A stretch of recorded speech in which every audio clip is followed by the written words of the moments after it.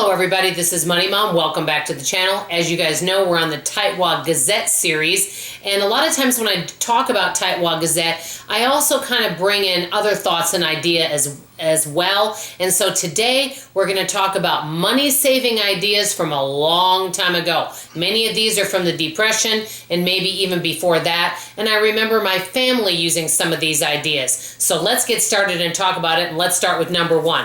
So the first one, and we know many of these and we've heard many of these, this is what I'm going to do. As I go through these, I'm going to be honest with you guys and let you know if I am doing these right now. And I'm going to be straightforward with you guys on this. I was kind of disappointed in myself to find out many of these I don't do. So the first one is, number one, use every single scrap of food you have and do not waste anything. Do I do that? To be honest, no. I've gotten better about food waste, but for example, if I peel potatoes, guess what? I don't use every single scrap for something. Many people, if they peel potatoes, they'll maybe make those into potato chips, or they possibly might put them in some type of soup. I have not done that. So I would say I'm kind of a most fail on number one. Number two, ration every single thing that you have. That could be from, laundry detergent, from all food, every single thing you have, ration it. They used to do rations years ago. I would say that I overall do not do that, but I've gotten better because what I'm doing now when I use products such as toothpaste, for example, laundry detergent, anything you can imagine, meat, that would be another thing. I'm seeing if I can use a little bit less. So I am rationing, but not the way that they did back then.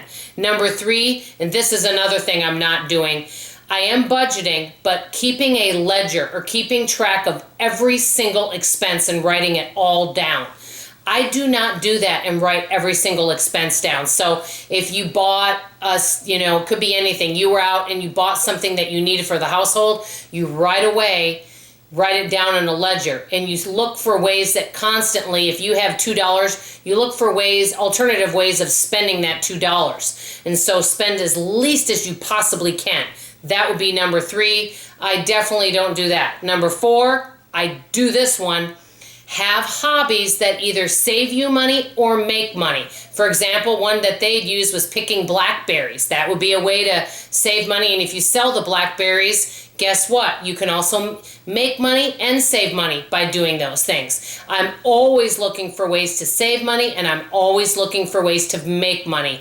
And many of my hobbies, I make sure that they're not hobbies that cost a lot. For example, reading, I use my Libby app, and so I don't spend any money on books. So that would be really important. For the hobbies that we have, are we spending a lot of money on it? Or can we maybe do arts and crafts and make money while doing some of our favorite things? Number five, and I don't do this one, but I do it quite a bit. Make everything from scratch. I do make a lot of things from scratch, but sometimes I do take shortcuts. Number six, and this is one that I could definitely improve, especially since I don't know how to sew. And many of you are going, Dawn, you don't know how to sew? I used to, but I haven't kept up that skill.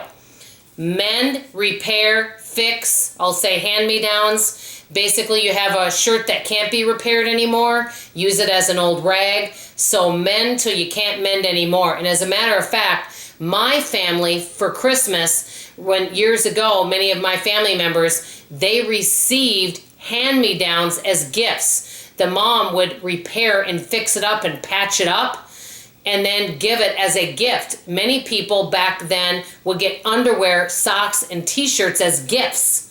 So that's something to think about, and that's something I don't do. Number seven, garden. To be honest, I don't do that. Number eight, I do this one, natural remedies. Because some people do go to the doctor quite a bit, and I'm not saying whether someone should go or shouldn't go, because obviously there's times where you need to go to the doctor. But I do try to prevent things and take care of myself before needing to go to the doctor. I'm going to be honest with you. The best prevention in my book from staying healthy is getting a lot of sleep. And that is one thing I do not go without. I love to sleep, and I sleep a lot, and that keeps me healthy. Number nine, hang your clothes out to dry, use a clothesline. No, I do not do that. Number 10, I have done this quite a bit. Go without, and I hate, that sounds kind of poverty consciousness, but it's not.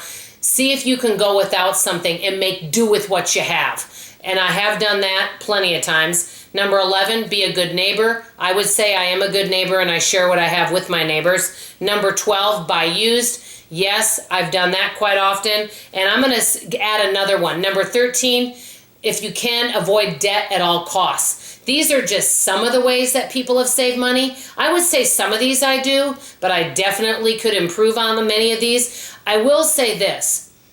To do all of these, you really need to make the time for it because time is money. So if you're working 60 hours a week, you could probably incorporate a lot of this in your life, but some of it may be challenging with the heavy-duty work schedule.